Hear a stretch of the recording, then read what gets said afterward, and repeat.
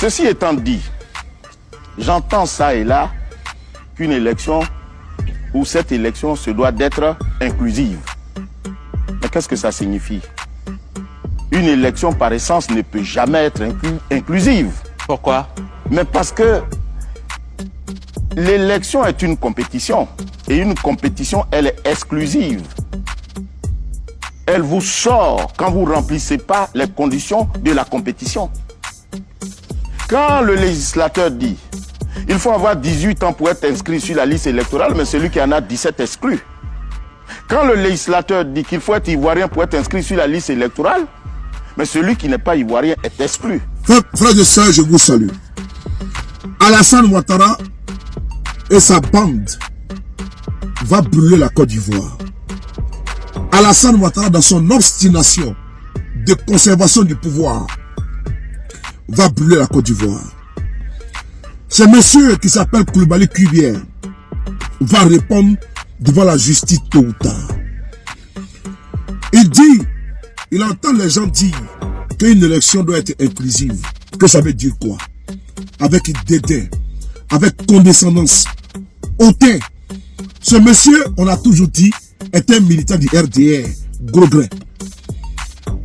Il se débat comme un beau diable pour défendre l'indéfendable. C'est Louis Kubière qui a dit que la Cour africaine, je prends un exemple, la Cour africaine a demandé la réinscription du président Gbagbo Laurent, du premier ministre Guillaume Soro, président de GPS, mais c'est à l'État de Côte d'Ivoire de domestiquer la règle de la Cour africaine. Il sait pertinemment que ceux qui sont aujourd'hui exclus, les exemples bidons qu'il prend, un jeune qui a 17 ans, quelqu'un qui n'est pas ivoirien, on ne parle pas de ça. On parle de la réalité aujourd'hui. Des personnes qui ont été injustement, arbitrairement condamnées par une justice inique. Et les décisions de justice sont politiquement motivées. Koulibaly Kubière, à son âme et conscience, il le sait très bien. Mais il vient encore défendre. Depuis des mois, ce monsieur est un pyromane. Et ce monsieur va payer le prix de la justice. Il sera condamné au même titre. Parce que tu n'oublies pas, M. Joël Nguessan dit que c'est les magistrats qui ont exclu les leaders politiques de l'opposition. Et donc, déjà, il commence déjà à se laver les mains et à accuser la justice.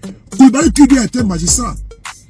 Mais c'était un magistrat félon, corrompu et vendu. C'est une injure au peuple de Côte d'Ivoire que M. Kubière est en train de faire. Vous allez écouter ce monsieur dans des explications bidons, farfelues. Dans des explications sans tête ni queue. Sans dessus, sans dessous. Parce que lui, il doit justifier l'exclusion arbitraire qui va mettre le feu aux poudres en Côte d'Ivoire. Koulibaly Kubière sera responsable des morts en Côte d'Ivoire. Koulibaly Kubière sera responsable du chaos en Côte d'Ivoire. Koulibaly Kubière sera emprisonné en Côte d'Ivoire, doit avoir alimenté, doit avoir créé les conditions du chaos dans notre pays. On écoute ici Koulibaly Kubière, frère de sœurs, un sardinat, un militant du RDR qui se renie et qui refuse de s'assumer. On écoute ce monsieur-là. Je vous remercie. De la révision de la liste électorale. Alors, quand vous ne remplissez plus les conditions pour être sur la liste électorale, il revient à la commission électorale indépendante de vous sortir de cette liste. Cette sortie peut être définitive quand vous êtes décédé et elle peut être momentanée quand vous êtes déchu de vos droits civils et politiques. Et à l'expiration de l'événement qui justifie votre radiation, vous revenez sur la liste électorale. Alors, pour revenir à votre question, comme bien d'autres, le président Thiam a été retiré de la liste électorale. La commission s'est exécutée parce que c'est ce que la loi demande et nous avons radié M. Thiam de la liste électorale. Parce que donc, M. Thiam ne remplissait pas les conditions qui étaient celles relatives à la nationalité. Pourquoi, Monsieur le Président, l'ex-président Laurent Gbagbo n'est pas sur la liste? Mais parce que ça, c'est pas aujourd'hui. Le président Laurent Gbagbo a été condamné à une décision de justice le privant de ses droits civils et politiques. Et il est bon que je précise. Certains nous ont dit, mais Monsieur le Président, vous avez décidé de radier, la commission électorale s'entend bien sûr, a décidé de radier le président Gbagbo de la liste électorale, alors que la décision qui le condamne ne contenait pas une décision ordonnant la déchéance de celui-ci de ses droits civils et politiques. Là, il faut préciser que la déchéance des droits civils et politiques est consécutive à 3 cas. Soit le juge prononce une décision de déchéance des droits civils et politiques, soit le législateur lui-même dit que lorsqu'un citoyen commet une infraction, cette infraction emporte déchéance des droits civils et politiques, ou encore des sanctions.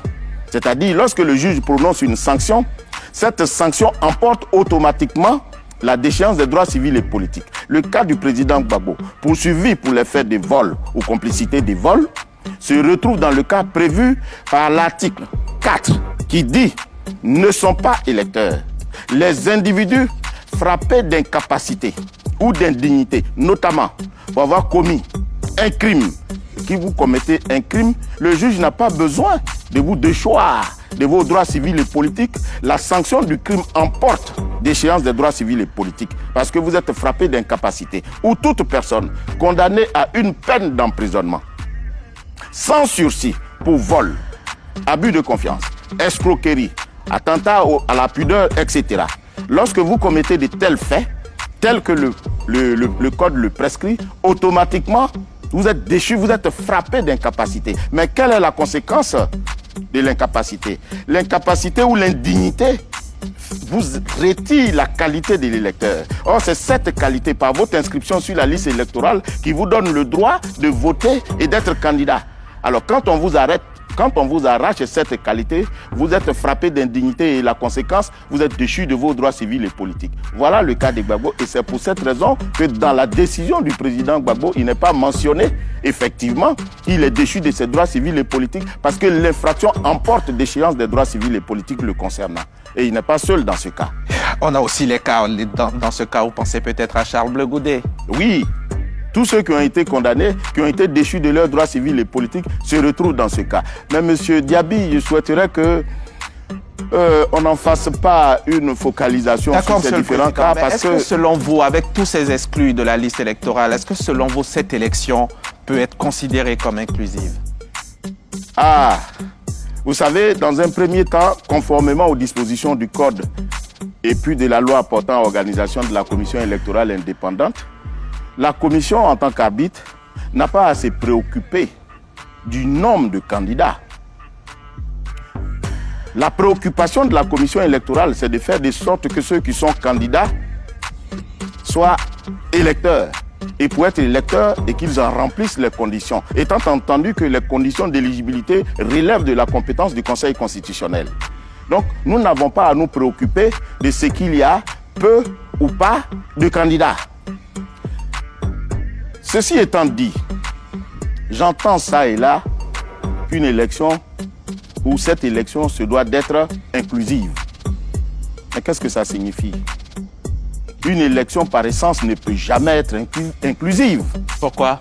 Mais parce que l'élection est une compétition et une compétition, elle est exclusive. Elle vous sort quand vous ne remplissez pas les conditions de la compétition. Quand le législateur dit il faut avoir 18 ans pour être inscrit sur la liste électorale, mais celui qui en a 17 exclu. Quand le législateur dit qu'il faut être ivoirien pour être inscrit sur la liste électorale, mais celui qui n'est pas ivoirien est exclu. Quand le législateur dit qu'il faut jouir de ses droits civils et politiques, quand vous ne jouissez pas de vos droits civils et politiques, mais vous êtes exclu. Donc aucune élection, M. Diaby, dans le monde entier, est inclusive. D'ailleurs, je vais vous expliquer que cette notion, elle est venue il y a 20 ans, elle vient des organisations internationales qui, en son temps, avaient considéré que certains citoyens, bien que jouissant de leurs droits civils et politiques et remplissant toutes les conditions pour exercer leurs droits civils et politiques, ne le faisant, il fallait les intégrer. Il s'agissait de nos parents handicapés, les malvoyants, les malentendants et ceux qui ont une mobilité réduite. Mais voilà des citoyens. Le code ne dit pas que parce qu'on ne voit pas qu'on ne peut pas être électeur. Le code ne dit pas parce qu'on ne parle pas on ne peut pas être électeur. Le code ne dit pas parce qu'on est handicapé physique, la mobilité réduite, qu'on ne peut pas être électeur. Alors mais pourquoi ces personnes-là ne sont pas inscrites sur la liste électorale ou bien on ne donne pas la possibilité à ces personnes d'exercer leurs droits civils et politiques? Ce faisant, la communauté internationale a donc demandé à ce que ces personnes soient intégrées au système électoral. C'est-à-dire que quand on fait nos bureaux de vote, il faut tenir compte de ceux qui sont handicapés. Quand on édite nos bulletins, il faut faire de sorte que les personnes qui ne voient pas ou qui n'entendent pas ou qui ont un handicap quelconque, les empêchant de voir la situation normale, de pouvoir exercer ce droit. Donc ça l'inclusion. C'est ça l'inclusion. Leur intégration dans le processus électoral a été appelée l'inclusion de ces personnes. Mais aujourd'hui, de là à étendre cette inclusion aux personnes décalées parce que ne respectant pas les dispositions du code électoral, il y a un grand pas. Il n'y a aucune élection qui soit inclusive. Par principe, l'élection est exclusive. Alors, Monsieur le Président, nous sommes à moins de 5 mois de ces élections tant attendues par les Ivoiriens. Oui. Et une partie de la classe politique continue donc de dénoncer cette liste électorale qui est pourtant un élément clé de ce processus électoral-là. Est-ce que vous, en tant que président de la CEI, cela vous inquiète? Non, pas du tout. Vous savez, tout se trouve dans le code électoral. La loi dit que chaque année, il faut réviser la liste électorale.